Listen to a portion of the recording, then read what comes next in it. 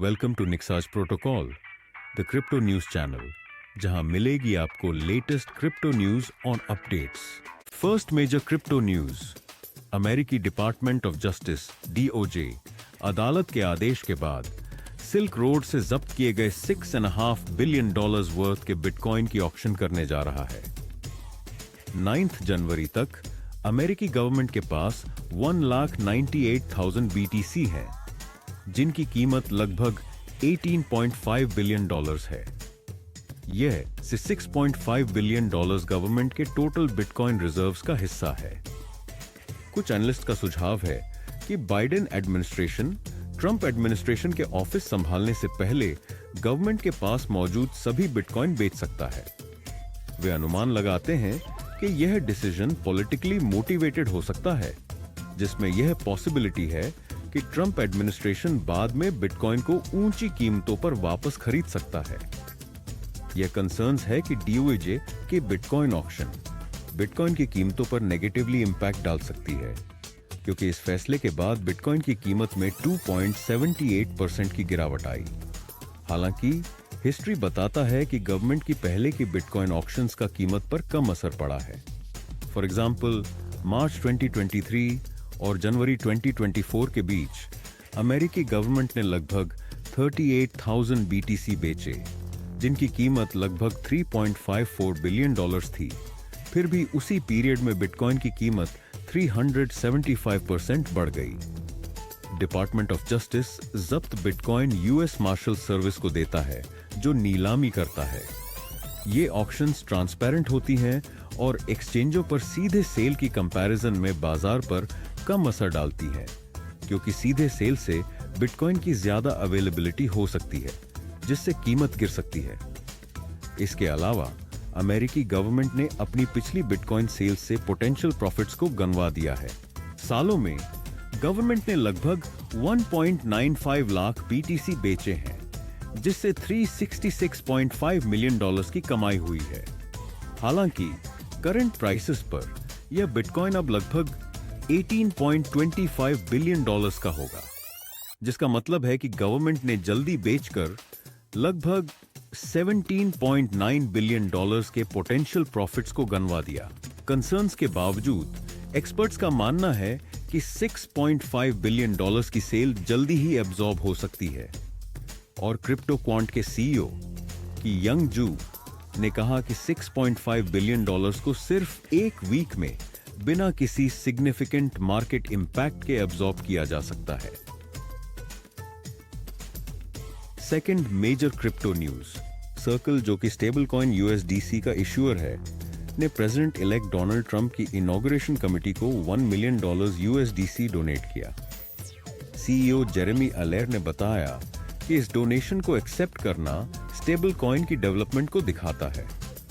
Stable coins का current में लगभग $203 बिलियन का मार्केट कैप है, जिसमें USDC का हिस्सा $44 बिलियन है। ट्रंप की अपकमिंग प्रेसिडेंसी ने क्रिप्टो इंडस्ट्री में ऑप्टिमिज्म को बढ़ाया है, जहां क्रिप्टो के फेवर में लेजिस्लेशन और रेगुलेटरी रिफॉर्म्स की उम्मीद जताई जा रही है। US सीनेटर कर्स्टन गिलिब्रैंड और सिंथिया लूमिस ने अप्रैल 2024 में Lumix Gillibrand payment stable coin act को स्पॉन्सर्ड किया। गिलिब्रैंड ने जोर दिया कि स्टेबल कॉइन्स के लिए एक रेगुलेटरी फ्रेमवर्क अमेरिकी डॉलर की डोमिनेंस बनाए रखने के लिए क्रूशल है। जून में फॉर्मर अमेरिकी स्पीकर पॉल रयान ने आर्ग्यू किया कि स्टेबल कॉइन्स अमेरिकी गवर्नमेंट डेट की मांग बढ़ाकर नेशनल डेट क्राइसिस को कम करने में मदद कर सकते हैं।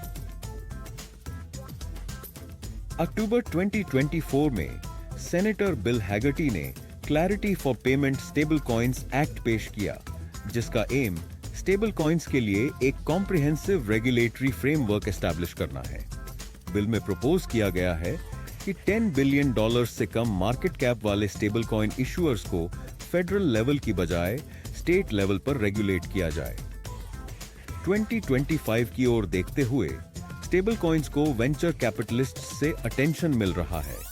एथीना के फाउंडर गाय यंग ने प्रिडिक्शन की कि स्टेबल कॉइन सेक्टर का मार्केट कैपिटलाइजेशन $300 बिलियन तक पहुंच सकता है, जिसमें टेदर और सर्कल जैसे मेजर प्लेयर्स लीड करेंगे।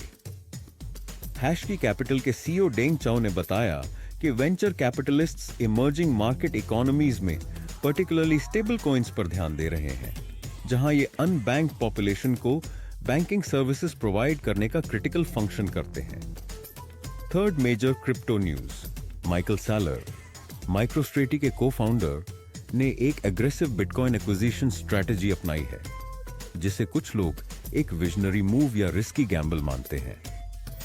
माइक्रोस्ट्रेटी सबसे बड़ा कॉर्पोरेट बिटकॉइन होल्डर है, जिसके पास 447,470 BTC है, और यह स्ट्रैटेजी अगस्त 2020 में $250 मिलियन की कॉर्पोरेट कैश खरीद से शुरू हुई थी। कंपनी ने बाद में कन्वर्टेबल डेट के थ्रू फंड्स जुटाया। दिसंबर 2020 में $650 मिलियन जारी किए। इसके बाद अरबों डॉलर के और भी जारी किए गए। जून 2021 में उसने $500 मिलियन के सीनियर सिक्योर नोट्स जारी किए। माइक्रोस्ट्रैटेजी ने हाल ही में अपनी कॉमन स्टॉक को 330 मिलियन से बढ़ाकर 10.33 बिलियन शेयर और अपनी पसंदीदा स्टॉक को 5 मिलियन से बढ़ाकर 1.005 बिलियन शेयर करने का प्रस्ताव रखा। इस प्लान का एम 3 इयर्स में $42 बिलियन जुटाना है, जिसमें से आधा हिस्से को शेयर बिक्री से और आधा हिस्सा फिक्स्ड इनकम इंस्ट्रूमेंट से जुटाया जाएगा, ताकि और बिटकॉइन खरीदने और क्रिप्टो बैंक जैसी पहलों की खोज की जा सके। कुछ क्रिटिक्स का मानना है कि यह स्ट्रैटेजी बिटकॉइन के वैल्यू के बढ़ने पर डिपेंड करती है। जैसे एक Ponzi scheme. Financial analyst Jacob king के अनुसार यह साइकिल तभी काम करता है जब बीटीसी बढ़ता रहता है। अगर बीटीसी रुक जाता है या गिरता है जो होगा, तो यह लूप टूट जाएगा। यह अनसस्टेनेबल है और एक बड़ा पॉन्जी स्कीम है। हालांकि साइलर इन क्रिटिक्स को खारिज करते हैं, अपनी स्ट्रैटेजी की तुलना मैनहट्टन रियल एस्टेट डेवलपमेंट से करते हुए, जहां बढ़ती एसेट की कीमतें आगे और कर्ज जारी करने की परमिशन देती हैं। कंसर्न्स के बावजूद साइलर की स्ट्रैटेजी ने अगस्त 2020 में पहले बिटकॉइन खरीदने के बाद से माइक्रोस्ट्रैटेजी के स्टॉक की कीमत में 2200% की मैसिव ग्रोथ की है, जो बिटकॉइन की 735% की ग्रोथ से कहीं ज्यादा है। इस स्ट्रैटेजी में स्टॉक डाइल्यूशन होने और बेयर मार्केट्स के दौरान लिक्विडिटी चैलेंजेस जैसे जोखिम शामिल हैं, लेकिन प्रोपोनेंट्स का कहना है कि बिटकॉइन की लॉन्ग टर्म ग्रोथ की पोटेंशियल इन जोखिमों को ऑफसेट कर सकती है। Fourth major crypto news, Solana 2025 में बड़ी ग्रोथ के लिए तैयार है। रिटेल इन्वेस्टर्स की बढ़ती इंटरेस्ट ऑन यूएस आधारित ईटीएफ की मंजूरी की उम्मीद से 9 जनवरी तक सोलाना की कीमत 7% से ज्यादा वीकली डिक्रीज के बाद की $200 के मार्क से नीचे गिर गई। इसके बावजूद एनालिस्ट्स का मानना है, जैसे नकोलाई सॉन्डरगार्ड नानसेन, कि सोलाना को रिटेल इन्वेस्टर्स की प्रॉफिट की एक्सपेक्टेशंस से बड़ा प्रॉफिट मिलेगा। रिटेल इन्वेस्टर्स अक्सर एक क्रिप्टो करेंसी की पर यूनिट कीमत को इसके वैल्यू का इंडिकेटर मान लेते हैं। इससे टोकन जैसे सोलाना अपीलिंग बन जाते हैं, क्योंकि वे लगभग $200 में एक पूरा कॉइन खरीद सकते हैं, जबकि बिटकॉइन और इथेरियम में उन्हें केवल फ्रैक्शंस खरीदने की परमिशन मिलती है। हालांकि मार्केट कैपिटलाइजेशन किसी टोकन की टोटल वैल्यू का ज्यादा एक्यूरेट रिफ्लेक्शन होता है। सोलाना की मार्केट कैप $92 बिलियन है, जो एथर के $397 बिलियन से 4 गुना कम और बिटकॉइन के $1.8 ट्रिलियन से लगभग 20 टाइम्स कम है। कई एनालिस्ट्स का अनुमान है कि सोलाना की कीमत $400 से ऊपर जा सकती है, जो पहले यूएस बेस्ड सोलाना ईटीएफ की उम्मीदों के कारण है। कम से कम 5 कंपनियां, जिनमें वैनिक, ग्रेस्केल, 21 शेयर्स, बिटवाइज और कैनेरी कैपिटल शामिल हैं, मंजूरी पाने के लिए कॉम्पिट कर रही है। ग्रेस्केल की ईटीएफ एप्लीकेशन की आखिरी तारीख 23 जनवरी है और अदर एप्लीकेंट्स को 25 जनवरी तक डिसीजन का इंतजार है। एक सोलाना ETF ट्रेडिशनल इन्वेस्टर्स के लिए सोलाना में इन्वेस्ट करना आसान बना देगा, बिना सेंट्रलाइज्ड एक्सचेंज अकाउंट खोले। 7 अगस्त 2024 को ब्राजील के पहले सोलाना ETF की मंजूरी ने एक ग्लोबल प्रेसिडेंट सेट की। दिसंबर 2024 में सोलाना की कीमत $230 से ऊपर बढ़ी।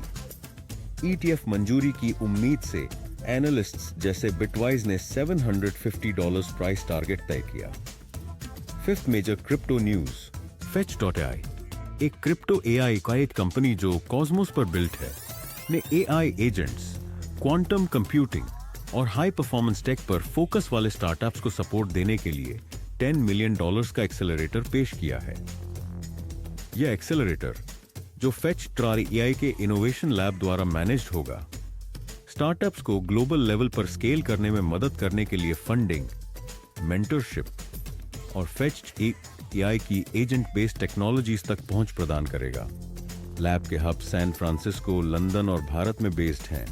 Fetch.ai के CEO हुमायूं शेख ने समझाया कि AI एजेंट सॉफ्टवेयर डेवलपमेंट को फिर से रीडिफाइन करने जा रहे हैं। शेख का मानना है कि AI एजेंट सॉफ्टवेयर और टेक्नोलॉजी डेवलपमेंट में क्रूशल बन जाएंगे।